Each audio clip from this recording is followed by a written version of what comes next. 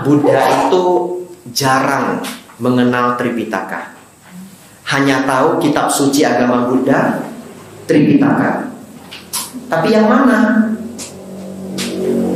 Nggak tahu, Bante. Beberapa orang tahu karena pernah lihat di wihara satu lemari. Ya, pokoknya Tripitaka ya satu lemari itu. Tapi bahkan kita di rumah masing-masing tidak ada Tripitaka. Yang ada cuma parita biru, benar ya? Ya, yang ada cuma parita biru. Jadi Bante, Tripitaka itu yang mana? Karena memang terlalu banyak Tripitaka kita. Kenapa bisa banyak? Karena kita beruntung sebenarnya. Sang Buddha itu mengajar sangat lama. Beliau mengajar 45 tahun. Bandingkan dengan guru lain, nabi lain. Nah, Sang Buddha mengajar 45 tahun. Karena begitu panjang beliau mengajar, ajarannya menjadi sangat banyak dan sangat lengkap. Tetapi efeknya adalah umat Buddha jadi bingung. Tripitaka mau belajar yang mana? Hari ini kita akan mencoba berkenalan dengan Tripitaka. Coba siapa yang seumur hidupnya yang memang belum pernah baca atau sentuh Tripitaka, ada? Nah, ada ya. Ada beberapa yang ngaku, yang lainnya belum ngaku. Kalau pelatihan dibagi berarti. Oh, dibagi. Wah, luar biasa ya. Oh. Tapi mungkin cuma dipajang aja atau dibakar, abunya dimakan. Begitu. Ya, berarti hebat, semuanya sudah pernah nyentuh ya. Karena di kota lain belum tentu. Nyentuh saja belum pernah. Bapak Ibu, mari kita sedikit berkenalan dengan Tripitaka. Tripitaka itu kenapa diberi nama Tripitaka? Sebenarnya ketika Sang Buddha mengajar itu di waktu itu beliau tidak menggunakan buku. Dikatakan buku sudah ada, kertas sudah ada. Ini saya dengar dari Bante Payuto, seorang biku cendekia di Thailand, tapi belum populer. Orang belum mempercayai bahwa menulis di kertas itu baik. Jadi ilmu itu harus dihafal. Akhirnya para biku itu di zaman Sang Buddha menghafal ajaran Sang Buddha. Dan setelah Sang Buddha Mahaparinibbana, penghafalan ini terus terjadi sampai 500 tahun.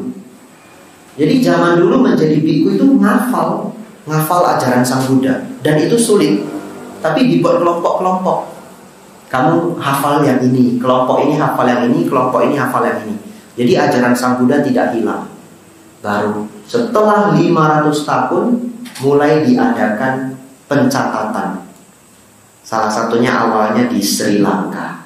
Itulah yang kita kenal dicatat di daun kelor. Bukan daun kelor ya, daun lontar ya. Yang dicatat di daun lontar. Bapak Ibu Saudara, daun lontar itu seperti daun kelapa.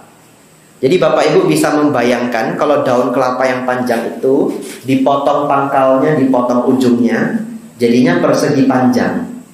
Nah, cara nulisnya bagaimana? Di zaman itu dikerok pakai jarum. Ya, seperti dikerok pakai jarum. Setelah dikerok, tulisan yang diinginkan kemudian diberikan seperti jelantah atau sisa pembakaran, karbon. Ya, karbon sisa pembakaran. Ya, kalau gampangnya kita bayangkan arang yang dihancurkan, bubuk arang ya. Nah, kemudian dipres, kemudian dilap. Maka semua karbon itu akan masuk ke kerokan itu. Itulah menjadi tulisan. Dan itu dicatat di daun lontar. Nah, karena daun itu besar, gede ya, akhirnya seluruh ajaran Buddha itu menjadi berkeranjang-keranjang. Keranjang dalam bahasa Pali pitaka. Lalu supaya gampang harus di-manage, harus diatur. Diaturlah menjadi 3 grup: Sutta, Winaya, dan Abhidhamma. Bapak Ibu Saudara, kalau Bapak Ibu melihat kitab suci yang banyaknya satu lemari itu, saya ingin Bapak Ibu mengkerucutkan supaya jadi dekat. Tripitaka itu 3. Yang pertama sutta, ini sutta. Nanti saya jelaskan sutta terakhir. Yang kedua winaya.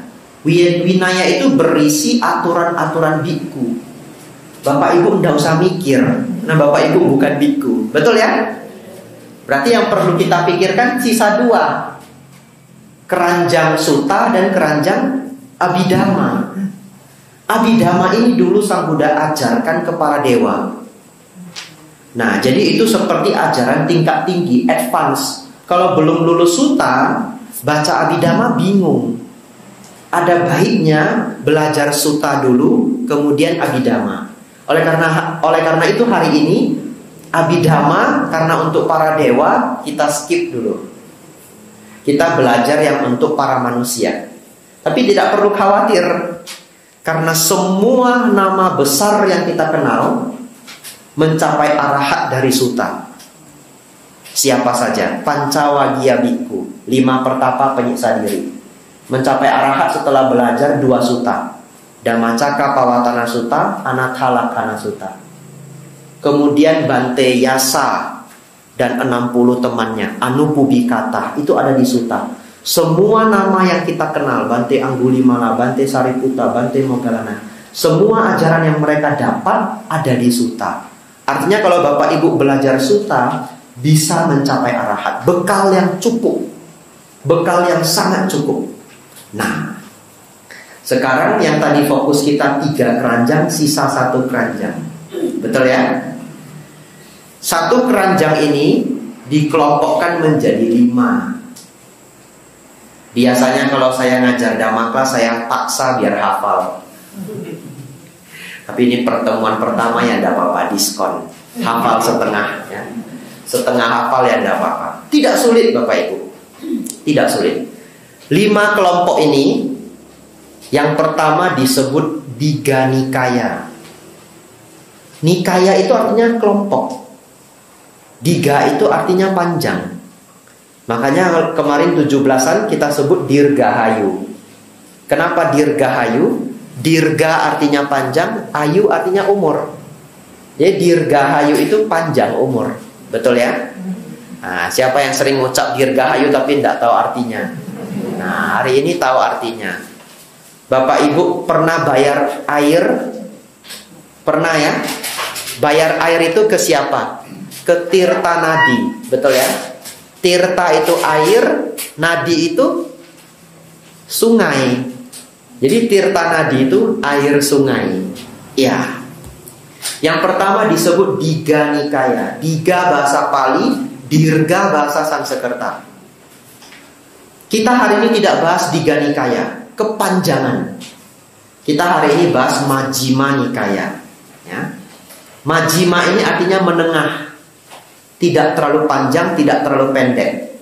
Jadi Bapak Ibu sudah kenal 2, Digha Nikaya dan Majjhima Nikaya. Seperti sutta kita hari ini 6 lembar. Betul ya? Nah, 6 lembar lebih kurang. Tapi ini bolak-balik. Nah, jadi cuma 4 lembar. Tapi kalau dicetak selembar-selembar, 6 lembar lebih sedikit. Kalau Bapak Ibu belajar, kita mau belajar Digha Nikaya, bisa 30-an, 40-an lembar. Harus nginap di sini. Besok baru pulang begitu. Oleh karena itu, kita belajar Majjhima Nikaya. Setelah itu ada Anguttara Nikaya. Anguttara itu artinya dikelompokkan berdasarkan jumlah ya, numerikal. Tapi Bapak Ibu belum hafal ya tidak apa-apa. Bisa hafal Anguttara saja sudah syukur. Jadi sudah kenal 3, Digha, Majjhima, Anguttara. Yang keempat Samyukta Nikaya, dikelompokkan berdasarkan topik. Dan yang kelima disebut Khuddaka Nikaya. Kalau Bapak Ibu hafal 5 ini, Digha Nikaya, Majjhima Nikaya, Samyukta Nikaya, Anguttara Nikaya, Khuddaka Nikaya, ketika ketemu buku sutta itu bisa bahagia, senang karena ngerti. Betul ya? Oh, ini bagian dari ajaran Sang Buddha. Kita jadi senang gitu.